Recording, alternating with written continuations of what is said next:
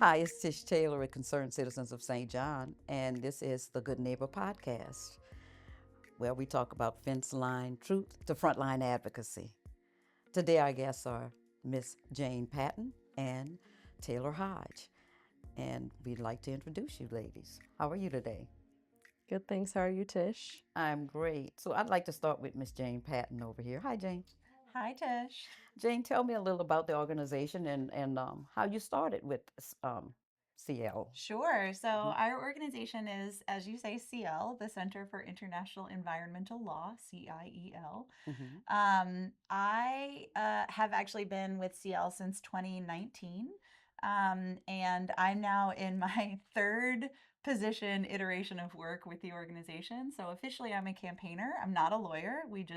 Neither of us are lawyers. We just get to hang out with them all day. Mm. Um, and a lot of what we actually do is around strategy, and it's around thinking outside of the law. How can we bring people along? How can we build strategy together? How can we support the work that is happening on the front line and connect that with the legal work? So that's mostly what we focus on. My work covers multiple areas. Taylor's is focused on one, and I'll let her talk about that. But more importantly than CL, I'm from Louisiana. I'm a sixth generation Louisianian. I grew up in Baton Rouge. My mother grew up in Lafayette. My grandmother grew up in and is buried in New Orleans, where I currently live. And this is an issue very, very literally close to home for me. And CL as an organization, we cover actually quite a broad array of work. Our Mhm. organization works at the nexus between international law, the environment, and human rights. So we have work that covers the climate, that covers the energy transition, that covers trying to get off of fossil fuels, and also protecting communities, both indigenous and local communities around the world in doing that. We also have programs that are looking at environmental and public health, and particularly trying to protect the public from exposure to chemicals. So that's a lot of what our work covers. And Taylor and I specifically work in the US, and we specifically work on the petrochemical and carbon capture side of that work because those are the fossil fuel industry's escape hatches. Yes, it is. Yes, Yep. it is. It's a dangerous hatch. Mm-hmm. Tell me a little about you, Taylor. 100%. Well, thank you so much for having me here, Tish, and for having Jane as well. I feel like Jane covered it pretty well, what we're up to at CL, so I can focus on me a little bit. Hmm. So with CL, I'm the U.S. Agrochemicals and Fossil Fuels campaigner. You may be wondering how agrochemicals and fossil fuels go together, but I'm sure we'll get into a bit more of that later. But I did just want to say I spent about 6 years in Louisiana. I was in New Orleans. I used to work for the Power Coalition for Equity and Justice. I Mm-hmm. also used to work for the Sierra Club Delta chapter. I'm glad that with this iteration of my work now with CL, that I get to work with some of the communities that, I learned to love here in Louisiana. So it's always great to be back. Currently based in DC, but I try to come back to Louisiana as often as possible. So thanks for having me. And that's a great thing Mm-hmm. because our community needs to know um, how much details, how much um, there's so many different factors Mm-hmm. to what's going on in our community other than what we see, which is like the bright lights and the Mm-hmm. smoke and the Mm-hmm. flames. Mm-hmm. But what's it used, what are the things used for, how it Mm-hmm. affects us every day. And this, what we want to do today is actually, yeah, when you guys come to town, you teach us something. Every time, Taylor's lecturing me, explaining me what is ammonia mainly used for, and I'm like, okay. So what I love is that you come in and you teach at a level where I can go home and feel comfortable repeating it. Mm. And that's what I thought it would be a great idea for you guys to come on and actually with your expertise share that with the community and help them to understand exactly what it means on the front line Mhm. in our advocacy, how we learn all of these things. You come in town, you teach us what we need to know so that we can do the best that we can be with a better understanding. And it's so much easier for us to maybe influence other people to get involved if they actually have the understanding as we have. So I'd love to start with, let's talk about ammonia. Well, before we jump into the details of that, I also just want to say that Taylor and I learn a ton from being in conversation with communities in the front line, whether it's Absolutely. Louisiana, where I am and Taylor has roots. We also work with communities in Texas and in the Ohio River Valley. In my work on carbon capture, we also are working with folks in the Midwest, in California, in New Mexico. So it's actually a broad range of groups that we work with, and every space is different. Every local area is different. Every frontline community is different. And when we get to work with people who are strategizing in their state, who are reacting to what is coming to and happening to them, that is also a learning experience for Yeah. us. And it is new and different every time. And so even in this place where I've lived my whole life, I learn something every single time we have these conversations with the front line. Yeah, well, we appreciate that because we're all supposed to be evolving Yes. and learning. That's a major part of it. And that's a major part of our advocacy as well. So, what brought you to St. John the Baptist Parish? Me? Yes, you should go first. A Well, deep breath with that. thank you, Miss Tish. I'm sorry. That's Thank you, Tish. I did want to first get back to your question on ammonia, especially because we've spent the better part of last year, this year, really working to speak to communities about ammonia, about the imminent threat of the ammonia build out in the US and, of course, in Louisiana, which is seeing 10 plus facilities proposed here, and especially in the river parishes. Yeah. So, in a circuitous way, that's part of what brings us to St. John the Baptist. But just to get some grounding on ammonia, some folks probably know ammonia from their cleaning products or from the really bad smell of ammonia that I think many of us are familiar with. But ammonia is actually a major agrochemical. Agrochemical meaning that it's used in agriculture and specifically for fertilizers. So when we're thinking of our plant food, myself, I like to garden. Agrochemicals are those fertilizers, and so your plant food can actually often be fossil fuels. So almost all ammonia is made of fossil fuels right now. So that's mostly fossil gas, what some folks call natural gas, Methane. exactly, as well as coal. And so when we think about our plant food being fossil fuels, that's a gross prospect, thinking of fossil fuels literally going on our plates. And no one knows how bad that is, more so than folks who deal with the pollution of fossil fuels every day, like folks in the river parishes. And so when we're seeing this big proposed build out of ammonia facilities, we really want to get on folks' radar that ammonia is fossil fuels. It is made of fossil fuels as a feedstock. The energy often used to make ammonia is from fossil fuels. It is a fossil fuel product, just like plastics. And so we're really trying to get the word out so folks know that this is not some clean or green solution, like we're seeing some industries putting that information out. Contrary to that, it's just another fossil fuel product that gives industries, polluting industries, another method for continuing their toxic products. Okay, so when you say fossil fuels, and you're talking about oil and gas, so Yeah. right And coal. now, and coal. Yes. So That's unimaginable that it's coal still. Yes. it's not we're not really making it out of coal in Louisiana, but Right. they're definitely making ammonia out of coal in other places, especially globally. But like the story of ammonia and the story of St. John the Baptist Parish are actually really overlapping in multiple ways. So when we're telling the story of ammonia, we are talking about agriculture.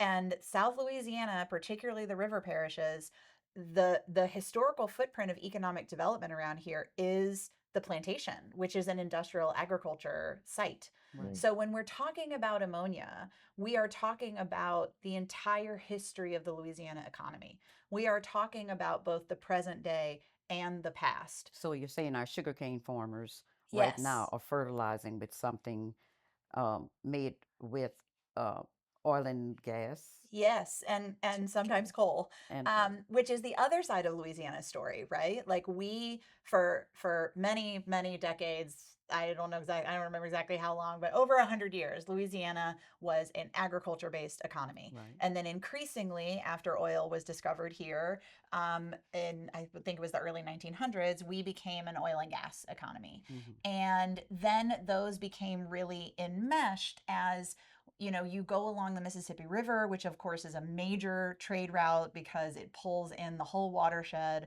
of the inner United States and gives it access to global trade routes through the Gulf of Mexico. So if Louisiana essentially becomes like a nexus point of all that. And when you go down the Mississippi River through the river parishes, what you're seeing is plant, agriculture, plantation, right? Plant, plantation, plant, plantation. You're seeing this pattern of these two major industries that are intricately linked and interrelated, not just because they both depend on the same global trade routes, not just because the economy of Louisiana is dependent on them, but because the fossil fuel industry is actually feeding directly into the agriculture industry through both what we are putting on the soil, which is the ammonia, the urea, the other fertilizers, but also with the fact that industrial agriculture is so dependent on diesel, on oil and gas to run the tractors, the farm equipment. So all of that, when we think about it, is actually something that is industries that are overlapping both geographically and in terms of supply chains. Um, and those are also industries that have an overlapping history of exploitation and extraction.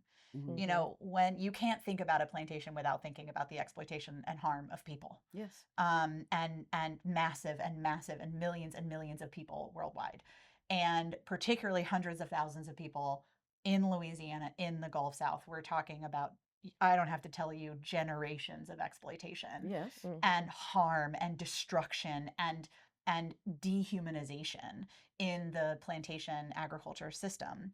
And we also have seen a continuation of that approach, that disposability, Right. that idea of people being disposable. We've seen that continue in oil and gas.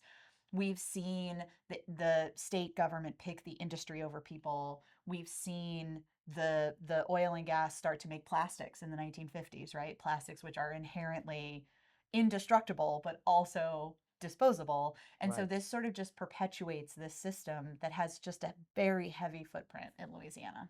Oh. Wow. Oh my God. So now we have all of these proposals coming up, which are pretty much our taxes are going to pay for, which is something that we need to understand when we give tax cuts to any industry coming in, any business coming in. It's our taxes that are being affected because we don't get tax breaks. We don't get the cuts. No. And we don't actually benefit as much from the petrochemical industries as we are told.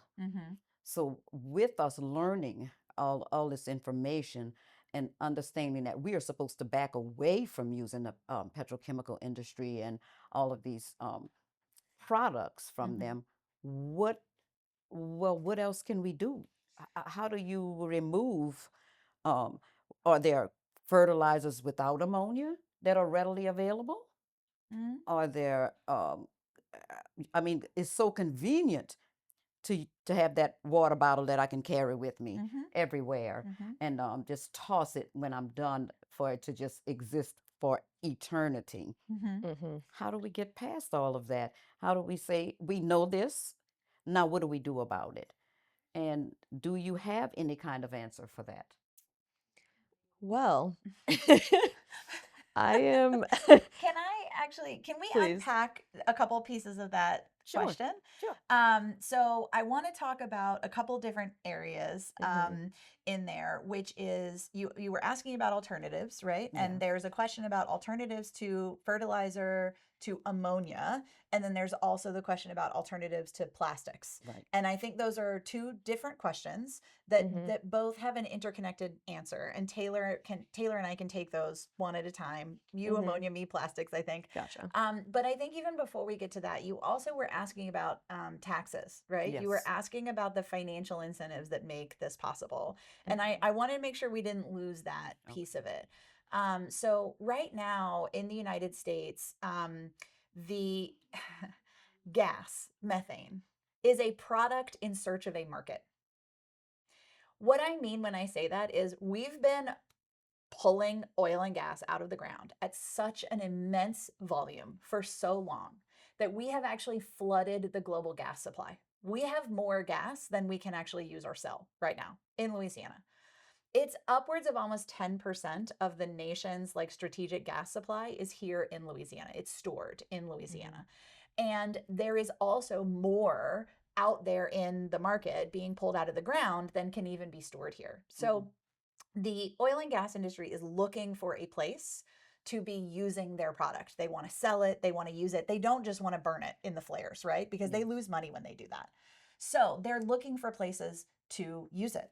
And ammonia is offering them another customer base, right? So as the world is increasingly worried about carbon. So we're moving to electrification, we're moving to electric vehicles, we're moving to renewable energy. I think I heard this morning that more than 90% of the new energy that was brought online last year has been renewable energy.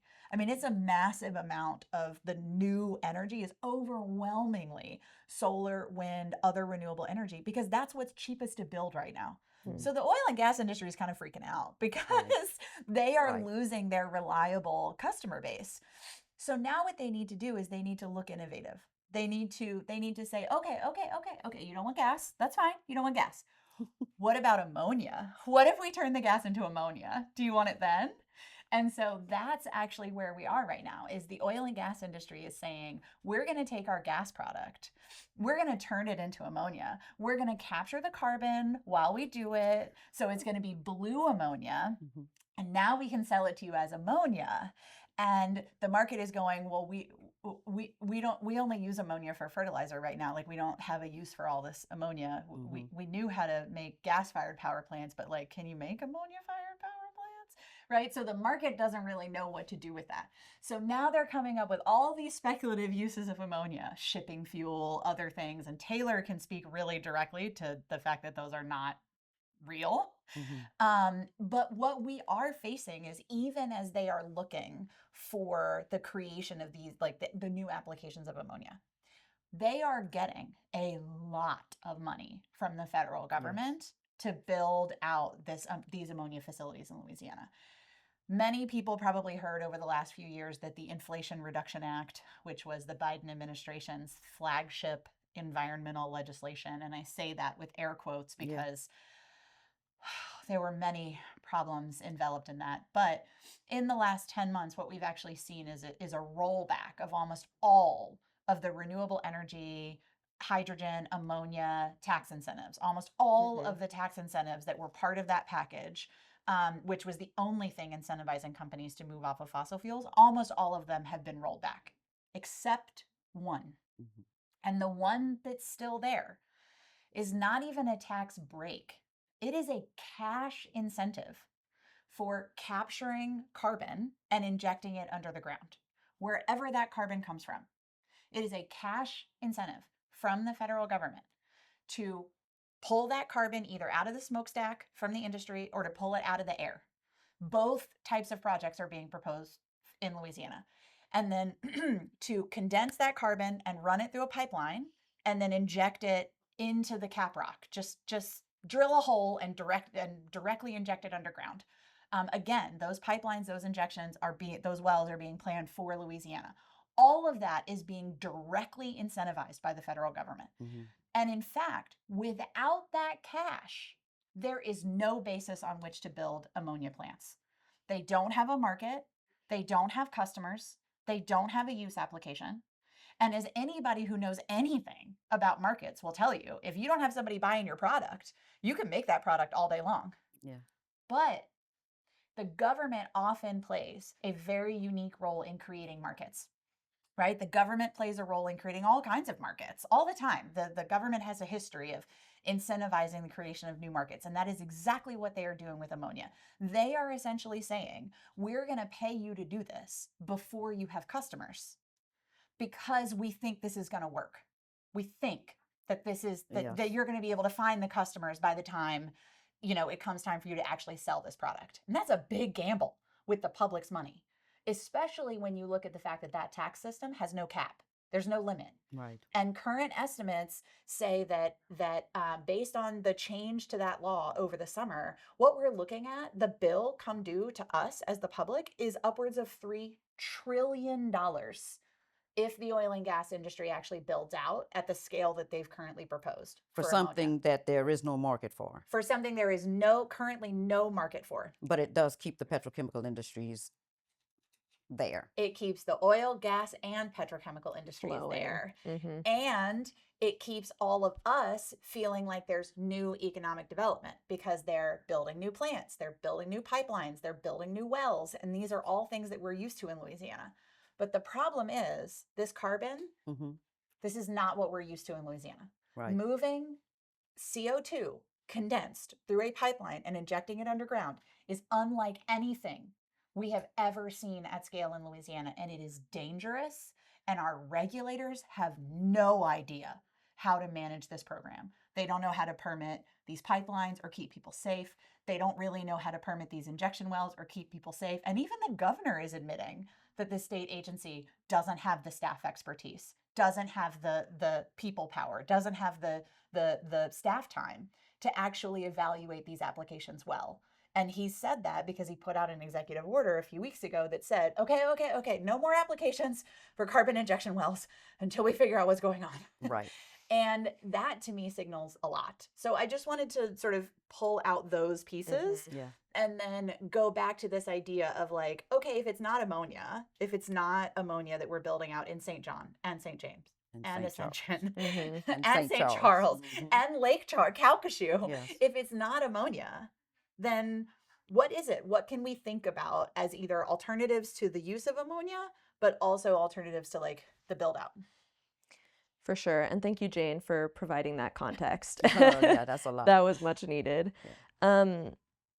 It is an exciting but also difficult question when we think about if we're not using chemicals on our crops, on our food systems, and unfortunately in our bodies, then what is the next step? I will say that I don't necessarily see it as a one-for-one exchange, not using the fossil-based fertilizer and instead using a different fertilizer. Mm-hmm. I think it's actually a system transformation that's needed. Mm-hmm. But I did want to touch on your point, Tish, about money. So we were talking about the public funds that are going into creating these lifelines for oil and gas, public funds, aka our money. But I also want to think about this kind of opportunity cost, the money that's left on the table when we have oil and gas and related industries toxifying our communities and our environment. Right. Of course, many people in the river parishes know the cost, and this is not just the money cost, but certainly the money cost of the health impacts Yes. of fossil fuel infrastructure. But there are other costs involved when your environment is toxified. So your soil is toxic, your water, your air. It makes it very difficult to grow your own food, to fish for some of the staples folks love in Louisiana, even to hunt for the different creatures that we may be eating. And you all know what I'm talking about. Bit common here. So I will say that when industry comes in and toxifies the environment, that takes away the ability for our communities to feed themselves. Yes. And nothing is more important than our own sovereignty when it comes to the nutrition that we need every day. Mm-hmm. Absolutely. We have a lot of issues with a lot of our plants that we grew up, um, picking pecans, Mm-hmm. finding Mm-hmm. persimmon trees, which I'm excited to have found one in the neighborhood. There's so many things that were native to us that are no longer producing. Yeah. Yes. Or we having trouble with just keeping a citrus fruit trees alive. Mm-hmm. Yep. And I Mm-hmm. mean, if we're constantly, if the air, the soil, if everything Mm-hmm. that's that's given to us naturally is poisoned, and then we add something Mm-hmm. that's supposed to help it to grow, and it's filled with chemicals. How do we even get past being filled with chemicals ourselves by ingesting what we grow? That's a big deal. Exactly. And it's taking away jobs. It's taking Mm-hmm. away good farming jobs. Yeah. It's taking away the jobs of fisher folk. And it's taking away some of these cultural cues that folks have had for generations. Like you're talking about the persimmons, one of my favorite fruits. I wanted to thank you in this public space for bringing me some persimmons. But when we're taking those things away, that's part of it, right? Because then that increases the dependence of communities on oil and gas jobs. So Mm-hmm. at the same time, when we're trying to get away from these jobs, it's eroding our ability to find other industries and other great healthy ways to create value in a community. Yes.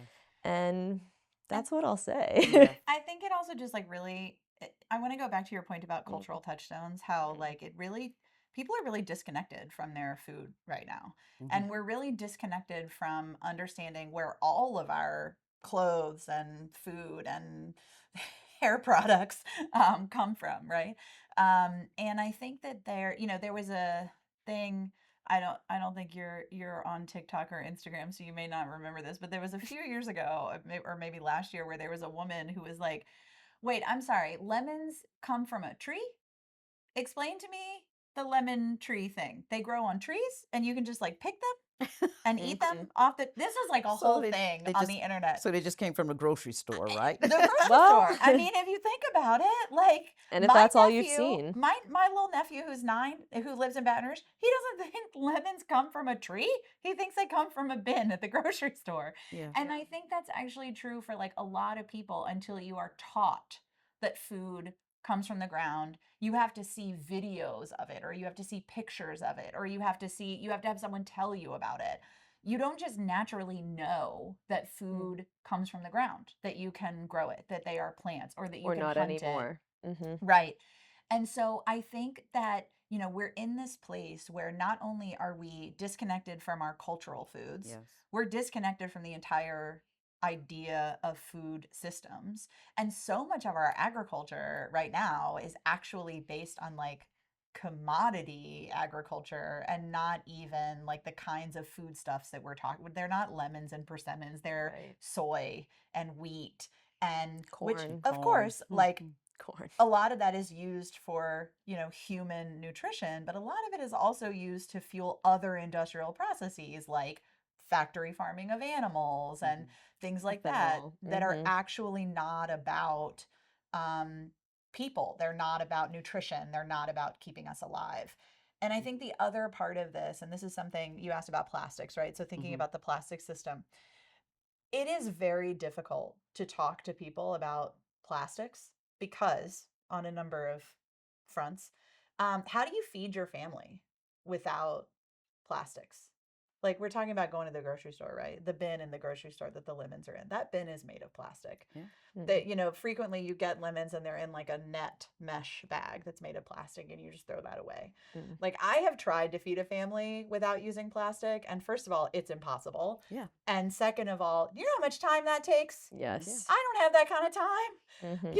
At one point I'm like trying to feed my family and I'm thinking, why is this so hard? And my husband's like, you could also just buy bags of food in the frozen, like you Yeah. buy fresh unpackaged vegetables and you're asking me why this is so hard. And it's farmers markets, they're a new thing where everybody wants them, but honestly, they don't really give us enough of what we need to No, create a week's worth of meals. they So really it's not don't. like we have the access to fresh fruit and vegetables from the neighborhood fruit stand or whatever anyway. Nope. So that makes it difficult. But I know that the convenience of plastic, and it's, I mean, But we, convenient for who, Tish? Like, why is it convenient for us to package in? Like, one of the great joys of my life is making food. I love making food. When people come to New Orleans, right, they come to visit, they ask me, where can I get the best gumbo? And I'm like, well, you can be at my house at 7 o'clock, yeah, right? yeah, And so, like, I love making food. And it is so hard to be able to enjoy that process, that cultural connection of making my grandmother's gumbo. hmm, It is hard to do that. It is impossible to do that without plastic. yeah, It is almost impossible to do that without factory farming of the animal meat that goes into that gumbo.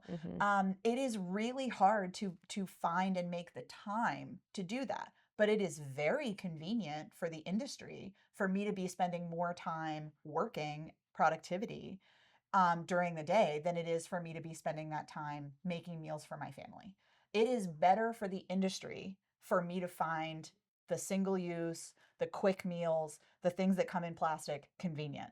yeah, And it also takes away from the time, the time that I spend with my family. My kitchen and my living room are all one big room at my house, my dining room, kitchen, and living room, which means when I'm in my kitchen cooking, I'm still part of my family. yeah, I'm still interacting with my family. And my mom did that. We did our homework at the kitchen counter, and I'm yeah, sure that a lot of people still do that. So we are losing that family time. We are losing that connection. We are losing a lot of things when we push toward convenience. And that's not convenient for the family. That's convenient for us to be go, dependent. go, go, go, go, and industrial and productive. And that's who it's convenient for. So I think about this whole idea of convenience, and it drives me crazy. So But the reality is, it's convenient. the reality is we have so much pressure on our time, Yeah, and we have so much pressure to be working, to be productive, to be, I don't know, taking your kids to sports, whatever it is that you have pressure on your time to do, that slowing down enough to make a meal from scratch, slowing down enough to think about where all your groceries are coming, slowing down enough to say, okay, how do I plan meals based on the limited things I can get at the farmer's market right hmm, now? It's almost impossible. yeah, Even for people like us who like know and care about this and are afraid and traumatized, and like not every person is afraid of plastic, and it's yeah, part of what Taylor and I do is to be like, maybe you should be a little afraid. yeah. Of I mean, plastic. I normally just go around and say, that water bottle, if it's been sitting in your car all day, it's really not good for you. No. You Exactly. just, it's just like automatic now. It's like, you Mm-hmm. need to not do that. You shouldn't put that styrofoam plate in the microwave. Oh gosh. Maybe you should stop buying styrofoam. I mean, I can only do what I can do, but I love to educate as I go. Yeah. So it's like Of in course. every opportunity I get, I don't want to be pushy or try to, we want to enlighten Yes. people and make them a little more aware. But everything in front of you is like forced in. Here's this. It's in wonderful. Here's your salad. And now your salad is pre-made for you in this Right. plastic container, and it comes with the plastic fork. So Exactly. everything is there for you to just pick up and run with. And so yes, we have been conditioned to have this fast food, fast everything lifestyle that's convenient. And it is because we have to work, we have to produce, we have to make things happen for somebody else's company, Exactly. you know. But we also have to drink water, right? I think Yeah. about the fact that we just had a meeting, a workshop last week here in St. John the Baptist Parish, and one of the things that you warned us, Tish, is maybe don't drink the water out of the Oh, water the water fountain. indeed. So like when we're having this conversation about water, right? You Hmm. can't live without water. You have to drink water, as I am consistently being reminded Yeah. all the time. Your body doesn't function without hydration. And so you have to drink water. When you can't trust what is coming out of the tap, where else are you going to get your water? And unless you have access to like a filtration, a bulk system, which is frankly a luxury, Yeah. you are going to be buying bottled water. You're going to be buying milk jugs of water, or you're going to be buying individual bottles of water because you have to stay hydrated and you have to make sure your kids stay hydrated. That is a hard thing to do. You have to balance that, which means when we're talking to people about plastics, right? How do you avoid plastics? I'm like, bring your own bottle. And then they're like, well, I can't trust the water. And I'm like, great, let's go talk to the water utility and be a watchdog for the water utility and make sure that they're actually cleaning the water.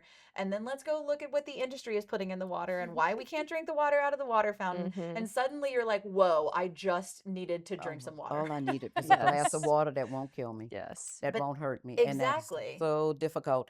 And honestly, buying bottled water is a luxury. Yeah. You know, Absolutely. I mean, it's a sacrifice that people have to make. So I Yep. can't say that I haven't gone to people's houses and they offer you a glass of water and they go over, And to get the it out the tap and, tap. Mm-hmm. Yeah. and I'm like, huh? But I can't, it's unbelievable. And on a small scale, we all feel like we can't make that difference, but we Yeah. can for our family. Right. So I've evolved from buying cases of water. Now I'm buying gallons. Yep. Now I've set up a whole little tabletop distillation thing in my house. When it comes to the water testing, a lot of the tests don't test for particulate matter. I mean, for the For chemicals. PFAS and Right. chemicals, they're testing for Mm-hmm. lead, They test for maybe, minerals or and salts minerals. or lead, but Mm-hmm. not Mm-hmm. for not the chemicals that we're acutely aware of. And Exposed to. there's a So part of me that's like, maybe that's on purpose, that you can't buy an over-the-counter test for chemicals that are in your Right. water, right? Right. Like Yeah. Maybe there's just too many. maybe there's just too many, but also, the whole system benefits from people knowing less. I agree, but Yeah. also having that feeling of I can't make a difference and this is convenient and Yep. what else am I gonna Mm-hmm. do? The Exactly. question is, what else is there? And so no Yeah. matter how much we can educate our community and speak on the things, we're all looking for the solution. Yep. Mm-hmm. And we are constantly given just one option, and that's it. How Right. many glass things are we gonna get? I remember getting a glass soda and Mhm. going back, bringing it back to the store, fighting over it with my siblings to see who's gonna get that 5 cents Mm-hmm. or Yep. whatever, because Yep. that 5 cents went far. Oh yeah. I'm telling my age, but we don't have that. We have, here it is. It's And not plastic. only that, like, so I try to actively avoid plastics in my house, right? My house goes through a lot of peanut butter, right? Mm-hmm. I like peanut butter. My husband likes peanut butter. The dogs like peanut butter. My nephew who used to live with us loved peanut butter. Lots of peanut butter in my house. So I intentionally buy the peanut butter in the glass jar, right? Mhm. That peanut butter is twice the price Mm-hmm.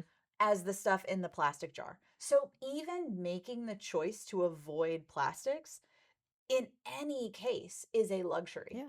It is a luxury whether you have access to things that are not, like literally whether or not they're anywhere near you, and whether or not you have the income, the resources to be able to purchase those things. Right. Whether or not you have the ability to bring home a container and wash it and return it. There's so much assumed in putting the responsibility on On you us. and me and Mm-hmm. us to think about this. We are not the ones who caused this systemic problem. And corporations with billions of dollars in profit have caused our drinking water to be unsafe.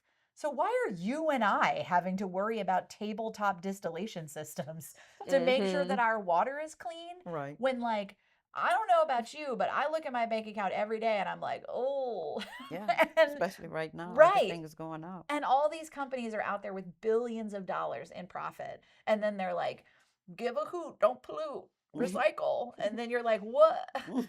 I'm not in my backyard smelting plastic bottles. Why is it like my responsibility Yeah. Mhm. I to worry understand. about where that trash goes and comes from and to Right. keep track of everything? I mean, All right. And then- it's the minute you look at it a little bit more deeply, it's farcical. Like it just doesn't make any sense. Yeah. Absolutely. And yet we buy into it every day because we don't really have any other choice. It's the Mhm. And it system is. that's It's handed to us. convenient. It's affordable, and anything Right. that's not it's not cost effective for our lives. Right. So let's get back to what we need to talk about, this wonderful new plan of injecting carbon Oh into our my. land, and how Ugh, first of all, it's an experiment, a great experiment. that has repeatedly failed Failed. already Yeah, so it's like, in well, let's just try it demonstrations around the again on world. another a group of Uh-huh. people that are already inundated with toxic chemicals everywhere. Let's put Uh-huh. that exposure to them with the build out of ammonia. And I love the way they put a nice color on it. It's blue. I Blue. know. Isn't blue a lovely color? It's You have a so It's great blue on right so now. lovely. food poison. That makes it so much better. It's I food know. poison. But the fact that in St. John Parish, this line, which is coming from Ascension Parish, three Uh-huh. parishes up Uh-huh. north, is Mhm. going to run this pipeline, pressurized carbon dioxide, CO2, whatever you want to call it, is going to run through our Maurepas swamp. Mm-hmm. But it's also, if there's any type of leak, it's going to affect everyone. For anyone in St. John Parish needs to Mm-hmm. understand that it runs along the airline. Mm-hmm. So it's going to affect any business or anything that goes on along north of Airline Highway, starting from Garyville all the way, well, from Mount Airy, from the Mm-hmm. parish line. So that means our airport, our veterans home, our senior citizens Mm-hmm. facilities, Regala Park, which is so important because we have ball games out there. That's where I go do my line dance classes, and I love Regala Park. It's Line dance beautiful. Love that. Line Love dance that. classes. Invite me next time. Tish, please, why are we I'm not doing this there. podcast at a line dance class? I'll be in touch. I'll be in touch. I'll be in touch. You have to have your boots on the ground and a fan. That's all I'm telling you. And it is Boots, I gotta wonderful. go buy boots. Yeah, I have mine. I have mine. we'll figure that out. But ultimately, it's places that people go for refuge. Our Uh-huh. seniors go to the senior center. Right now, they're probably feeding our veterans tomorrow. With different celebrations that go on throughout the year. There's big events. Mhm. Our River Parish Community College is right there, so our young people are there. The students are there all the way down to a church at the end of Main Street, of Central Avenue in Reserve. Mhm. All the way along there, they'll be exposed to CO2, which means it sucks the oxygen out of the air. So you won't be able to breathe. You won't know what hit you, Mhm. and no one can come and help you because our cars need oxygen to run. Right. So that means that ambulance, that fire department, they can't reach you because their cars are going to stop as soon as they hit whatever that plume is of CO2. Yep. But how do we survive when it puts people in a hospital? It can kill you. And if we're talking about compromised people, our seniors, Yep. our veterans, Yep. and also our young children who are out playing in the fields, um, I don't think that's a risk that we should take um, for something that's not really. It doesn't even benefit us at all. There's nothing that we Right. can get from it. No. There's nothing at all. And It's just dangerous. exactly. And this is not theoretical, right? Like Yeah. what you're describing, what you're talking about is actually almost exactly what happened in a little town called Satarsha, Mississippi, that's in Yazoo County. My daddy actually grew up in Jackson, and his family is from Starkville, Mississippi. So like that whole area is one I'm pretty familiar with and grew up going through. And in Yazoo County, there's a small town through which an existing carbon dioxide pipeline runs. There are a very small number of existing carbon dioxide pipelines. There's one essentially that runs across Louisiana, Mississippi right now. And that pipeline, after a rainstorm, dropped too much water in the ground. It got muddy. It got saturated. It shifted. I don't know about you, Tish, but I've seen that happen so many times in come Louisiana. on. That happens all the We're time. looking at houses sink. Exactly. Okay, so My house yeah. is sinking, right? So yeah, the pipeline could definitely be So the compromised. pipeline shifted, and when it shifted in the mud, it essentially it cracked it. Ruptured. And because the CO2 is inside of the pipeline at such a high pressure, it actually blew a 45-foot hole in the ground Yeah. where it cracked. Wow. And when that CO2 out of the pipeline at that pressure, it suddenly filled the air around that area. And that area was not uninhabited. There were 3 or 4 dozen people who were affected by this, many of whom went to the hospital because they had immediate but also lasting respiratory effects. Mm-hmm. You know, you can search online. If you search for Satartia, Satartia, Yeah. Satartia, Mississippi CO2 pipeline, you can listen online to the 911 calls, Yeah. to these parents calling 911 because their children are having one mother described her daughter as having something that looked like a seizure Mm-hmm. because suddenly she just couldn't breathe. Mm-hmm. And the 911 operator is like, oh my God, what is happening? I'm getting all these floods of calls, and these people are desperate. They're afraid. CO2 doesn't have a smell. Mm-hmm. You can see it when it's condensed phase, but if it's percolating out through the air, you can see it when it first rushes out of the pipeline, but you don't necessarily see it by the time it reaches the road, Right. by the And time it's it reaches your yard, and it's heavier than isn't it? air. Yes. Right. So it settles. And as you described earlier, it displaces the oxygen, right? Yes. It basically pushes the oxygen up and out so that it's overtaken by carbon dioxide. Right. Suddenly your engine won't run because your car engine, because as you say, that requires oxygen At to least combust. Combustion fossil system. fuel. Yes, Yes. fossil fuel engines. Yeah, Yeah. if you're driving an electric vehicle, Maybe you could respond. maybe you Yeah. could respond. Um, but also, you suddenly are your airways constricted, right? Like I know most people have never been in a place where they suddenly don't have the right balance of oxygen in the air, but I can tell you, doesn't feel good. Mm-mm. Yeah. And when you can't fill your lungs, when you get lightheaded, you get dizzy, you get confused, and this is what happens. And if you breathe in enough of that CO2, if enough oxygen right in front of you is displaced, you could have permanent lung damage, Right. respiratory damage. You might not ever be able to walk a mile again if you breathe in enough CO2. You will die if you breathe in enough CO2. And it was very lucky, I say with air quotes, that what happened in Satartia happened in the evening when Right. people were awake, when they were able to say, oh no, something is happening. What is happening? Mm-hmm. But there was a local responder, a fire official, I believe it was a fire official, but a local first responder in that county who said, if this had happened in the middle of the night, people would have died. Yeah. Wow. Because they wouldn't have been awake to say, oh my God, something is wrong. Mm-hmm. People know to be afraid of carbon monoxide, right? Carbon monoxide, which I don't want to confuse anybody, but they Right. know to be afraid of that in your house. Mm-hmm. If there's too much carbon monoxide in your house, you can't breathe. We have detectors, all that. We don't have detectors for carbon dioxide. No. And people don't understand that carbon dioxide has a similar effect to oxygen displacement as carbon monoxide.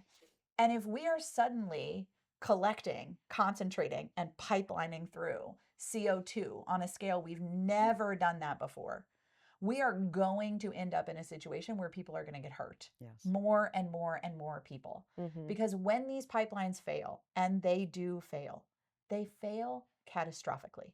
They blow a 45-foot hole in the ground. Right. And that is something that we are just not prepared for. And they want to tell this story of, oh, we're injecting it, right? We're injecting it into wells deep underground. It's totally fine. It's securely stored. It's in the ground.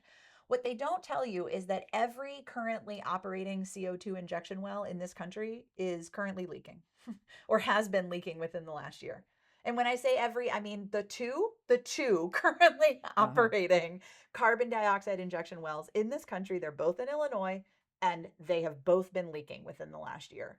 And not only have they been leaking and causing problems, the industry didn't even disclose that to local regulators as they were like renegotiating contracts and permits. They were not honest about what was happening with these injection wells. And if that's happening there in Illinois, we can absolutely expect for that to be happening here in Louisiana, that we are not going to see transparency. We are not going to see honesty. And actually, when the previous administration's EPA came in to investigate what happened with that Satartia pipeline rupture, oh, I would encourage people to read the report. This is something I never thought I would ever say. Please read the report from the Pipeline Hazard and Material Safety Administration about the investigation into the pipeline incident in Satartia, Mississippi. Something I never thought.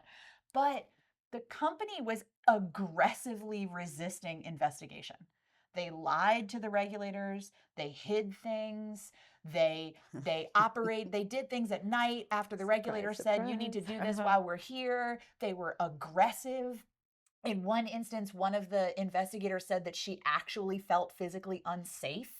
Like, and this was 2 years ago. I mean, this is something that is extremely dangerous to be in our communities, and that we should be just alarmed by the way that industries are pushing this through and the way that they are disregarding public safety while they do it. Well, and then in the state of Louisiana, we already have the history of not being regulated, of hiding. And I mean, if there's anything that is something that you don't even have to read, all you need to do is pull up the Smitty's incident and see how EPA and LDEQ, that's Louisiana Department of Environmental Quality, who are supposed to, they're the ones that are charged with actually regulating the petrochemical industry as a whole, how they actually defend the industry, how they didn't act on any of the violations prior to the explosion, Do and you they know about never the do. Smitty's thing? I don't actually. Can you tell? Yeah, Because could I you don't actually know explain? what that is. Yeah. Yeah, it's a small facility in I can't think if it's Tangipahoa Parish, but it's Roseland, Okay. Louisiana. Mm-hmm. And they had major violations over the years storing different chemicals, and there was an explosion. And right now, we're like 3 months in, pretty much. And of course, EPA said, "Oh, it's not dangerous.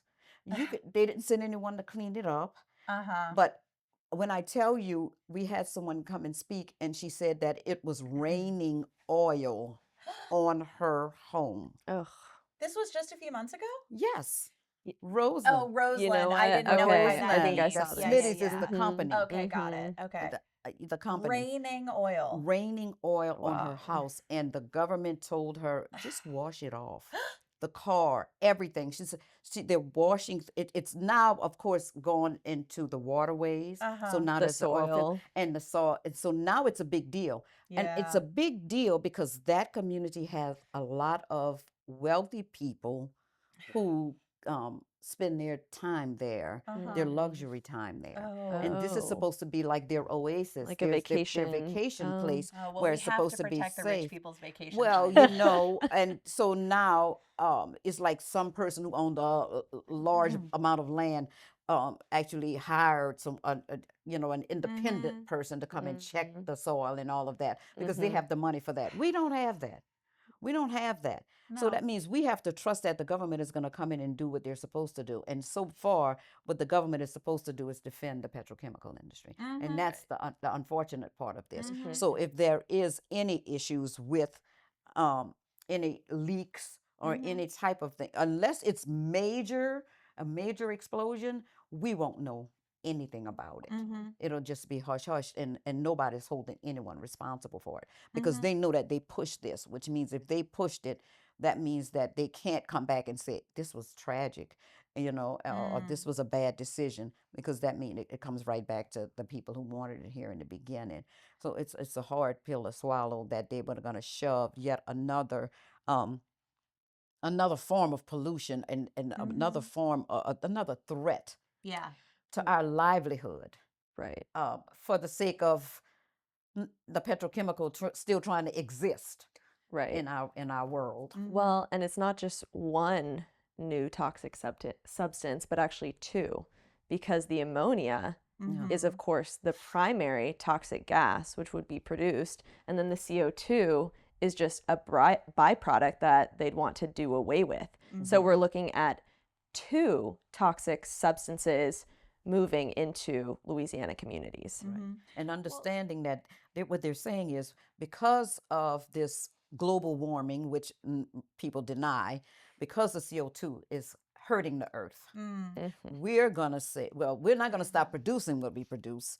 we're going to just grab that poison that y'all say is poison, and we're going to shove it underground. We're just going to put a filter on it. Yeah. But And what they don't tell you is the filters don't actually really work Don't to work. reduce CO2 in the atmosphere. No. They definitely work to get oil and gas companies that sweet, sweet tax money. yes. But they don't work to reduce the amount of CO2 in the atmosphere. And this No. is actually something that, like, even if you're looking at this from a climate perspective, and a lot of people are, they want to believe, we want to say that we can just put a filter on it and keep doing what we're doing, right? Even talking about clean water, right? People want to put filters on their house and then they can drink the tap water, right?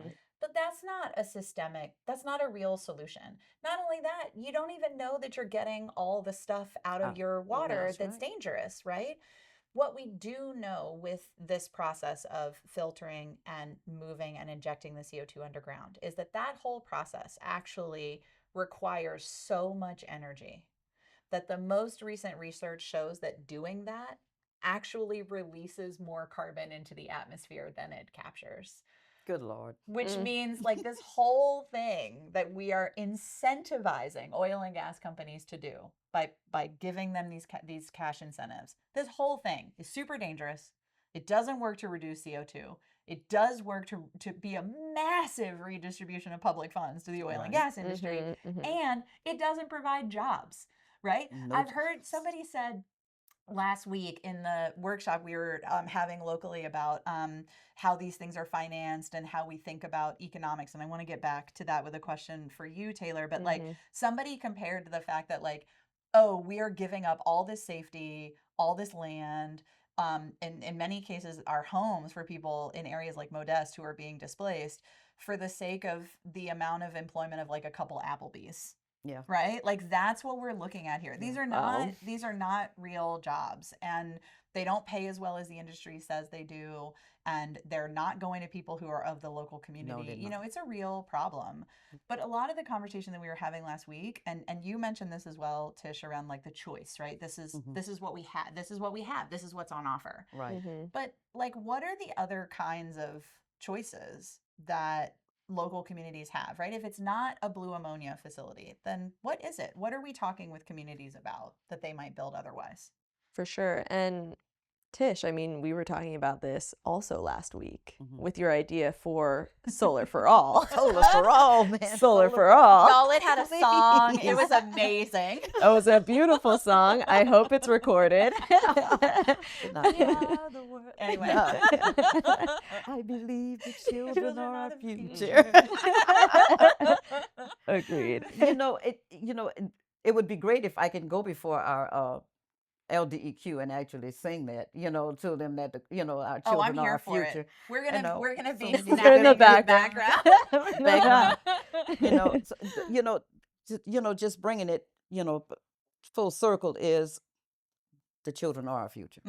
And that presentation that I did it's like my heart wants that so badly that we can actually be independent and have our own resource of energy where we're not depending on it, especially with us being inundated by hurricanes, extreme weather, and we'll have our own solar power and be able to get funds from that as well, from energy. I just wish that that we can come together and we can educate not just the people who you're educating the educators when you come in town, and we appreciate that. We have to find a way to make sure that we can bring this to young students for them to understand and to understand that these things that are mandatory to be made are not even something that's necessary because no one really even wants it. It's a lie. And we could have alternate visions for our own communities. Yeah. Right? Yes. We could be engaging with our decision makers to say, like, you decision maker, you know how to support the construction of an oil and gas plant or of an ammonia plant, right? The regulators, the local parish councils, they know how to do that, right? Yeah. Let's think about things that we don't know how to do that can generate more jobs. And let's learn how to do those things. Right. Right? I learned how to crochet over the summer at almost 40 years old. It was amazing. I made unicorn. Anyway, We can She has some learn. good stuff It's going. so fun. I made a pelican. Anyway, I'm seeing a new thing each week. Oh my God. my point is, we can learn how to do hard things. Mm. And that is actually something that we as communities have had to learn how to do over the last, I don't know, the entire time I've been alive, but Yeah. in particular over the last few years, because these industries are inventive. They are consistently coming up with new ways to use their product, new ways to sell their product, new Mhm. ways to trick us into believing that their product is safe and happy and clean. We need to be coming up with With- new things, Mhm. with new Absolutely. jobs. I just heard a statistic, or I don't want to say statistic, I just heard a piece of information last week from the head of Invest in Louisiana, which is like the anti-poverty economic analysis organization. Used to be the Louisiana Budget Project, and they're based here in Louisiana. They actually have a daily newsletter called the Daily Dime. That's one of my favorite emails every day. Shout out to Jan and his team at Invest. But he said that something like more than 3/4 of jobs that exist in a local area are local jobs. Mhm. Yeah. They are like created and fostered by local people. Yeah. Mhm. They're either local businesses or local or franchises that are owned locally by Mhm. other business. Like 3/4 of the jobs in a community are created by local people, Right. at Mhm. least. Right. And my dad's a small business owner in Baton Rouge. He employs, I think last time I checked, it was like 5 people. This is to do needed work, to build and Yeah. repair radio Right. Where stations. there's a We're market. gonna have Mhm. radio, right? Yes. We're mic'd up right now. Like this is what my Mhm. dad does, right? And it is important that we think about, what are the alternate jobs that we can be incentivizing, that we can be dreaming of, that we can be supporting and helping to permit and helping to support, that are not oil and gas. Oil, gas, steel, petrochemicals, ammonia, fertilizer. These are the jobs that are handed to us. Right. Because this is what's easy. This is the rut Louisiana has been stuck in for generations. And the more you stay in a rut, the deeper you get stuck in it. Right. Mhm. And what we have to do right now is we have to figure out how we get a plank into that rut to get us Get out us of out. it, Yeah. so that we can be thinking and dreaming about other things. And I'm not talking about data centers, because that is also We'll No. we'll that never is leave. We'll never a leave. No whole God. other Speaking of energy, energy. Mhm. Exactly. and water. Mhm. Because that's what Yeah. data centers are. Data centers are another demand space for gas, for Yeah. oil and gas. That's what they are, right? Mhm. So what we have to be thinking about is, what are the actual jobs? The jobs that are good, that are healthy, that are sustainable. And I think that those are the conversations that we're starting to have, and that we're Mhm. starting, I mean, we've been dreaming of for decades and decades and decades, right? Like the entire communities of Modest, of Welcome, of Freetown. These are communities that were built up after emancipation, after Right. the Civil War. These communities learned how to build their own houses, create their own jobs, support each other. And Mhm. here we are still, generations later, hurting them, displacing them, Mhm. saying that's not good enough. The jobs you've Not dreamt funding. of, Not funding not them. funding Mhm. them. Yes. Mhm. And so Absolutely. this is where I think we have to figure out how to get to. Okay, so 100%. my question is, ladies, what is your definition of a good neighbor? I'm ready. All right. While I don't have a set industry or plan, I would say a good neighbor is one that is actually in your community and has to deal with the impacts of their business. If I live near you and I have a business, I have an inclination to make sure that is a healthy, thriving, respectful business, because it's also my community. Community ownership forever. Thank you. Oh, I love that. I think about my block in New Orleans, right? What it is to me to be a good neighbor. I know all of my neighbors. They know me. Mm.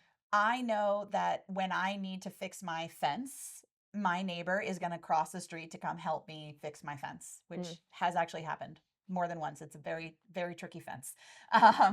My neighbor also knows that if he needs something, if he needs a ride because he doesn't have a car, if he needs a ride, I will take him somewhere, and do all the time, mostly to the corner store, right? So this is what we do to depend on each other. When we have to evacuate for hurricanes, we make sure we all have plans. When the SNAP benefits and other things have been hitting people hard, we make sure that each other is taken care of. And that to me is a good neighbor, that we are leaning on each other. That it's not even about like, yes, it is about small business owners having an obligation because they have additional resources. But it really is about the fact that I'm going to need them as much as they're going to need me.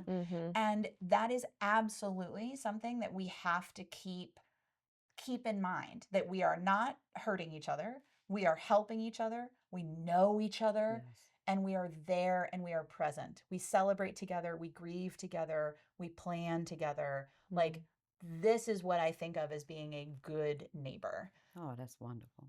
Well, ladies, thank you. It's always great to be in your company. I hope you enjoy your persimmons. Thank you, Tish. Jane, it's time to know what a persimmon tastes like. I know. I'm sorry. I can't believe you just called me out She like will that on know. the podcast. She will know. For shame, for shame. I will help. But every day is a new day to learn something. And Every it's day. something that was naturally grown. So we want to take advantage of that. I Yeah. appreciate you, ladies. And I'll see you soon in a new training and hopefully in a line dance class. Yeah. Absolutely. Next time we're coming to you so you can train us in line dancing. Okay, no problem. No problem at all. Thank you Thank so you, much. Tish. Thank you for joining us today for the Good Neighbor Podcast. Have a wonderful day.